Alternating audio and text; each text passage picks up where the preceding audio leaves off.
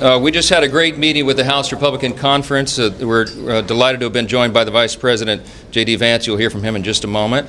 What we were here to address today, what you're all here to hear about, is we're moving forward with Reconciliation 3.0. This morning, after many months of deliberation and discussion and contemplation, the House Budget Committee, of course, is moving forward with the budget resolution that will get us to Reconciliation 3.0. Let me tell you a few of the details about it. Given the Democrats' absolute refusal to work with us on the nation's top priorities, and that includes election integrity and strengthening our nation's defense, we're moving forward with a narrow, streamlined package to deliver on some of America's top priorities. It is a sad situation, but this is where we are. Republicans have to do this on our own.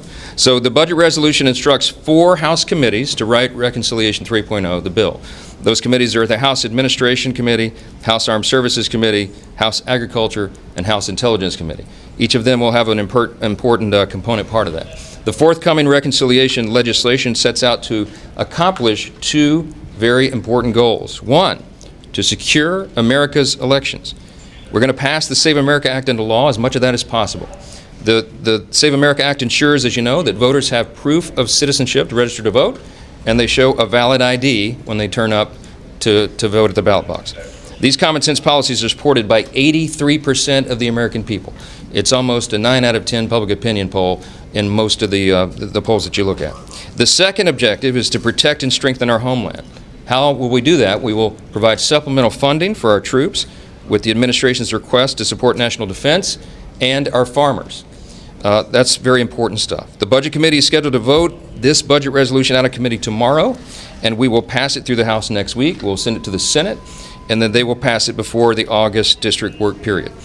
After the Senate passes the budget resolution, our 4 instructed House committees can go to work to write the reconciliation bill itself. We're looking forward to this process. We intend for this to be a lawmaking exercise, which means the House and the Senate both have to pass the bill, and of course the President signs it into law.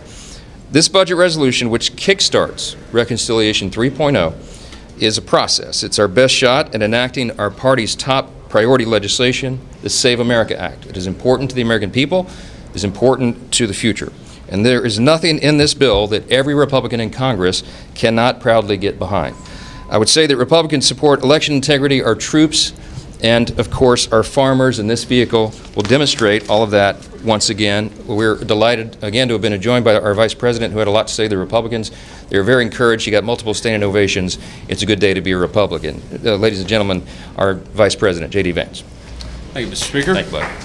Okay, guys, so first of all, the reason I wanted to come here today is just to give a message of unity to my fellow Republicans. We've accomplished a lot together over the last year and a half, but we've got to stick together and accomplish at least one very big thing for the American people, which is the President's priority, the White House's priority, the entire Trump administration's priority is to actually get the Save America Act passed. We have the proudest and in some ways the oldest democracy anywhere in the world. 250 years we just celebrated, and yet if you vote in California, you're lucky if a month after the election day your vote has actually been counted. We know that we have in certain jurisdictions illegal aliens who are casting ballots. We know that 80+% of the American people want you to show a voter ID in order to vote, and yet there are a lot of big blue states that make that impossible, will in fact criminalize the act of asking for an ID in order to vote. Why would you criminalize asking for an ID in order to vote unless you wanted to encourage and promote cheating? So this is an important priority for the administration, but more importantly, it's an important priority for the American people to save our elections. The way you save America is by bringing election integrity. It's something that matters. It's a shame that the Democrats aren't going to help us get this done, given that a majority of Democrat voters actually want us to have election integrity in this country, but we've got a good piece of legislation to support the troops, support the farmers, and get Save America Act passed. This, of course, is the first step, but it's an important step. We're going to take it together. We're going to be successful, and we're going to keep on working at it from there. Thank you. We'll take a few questions.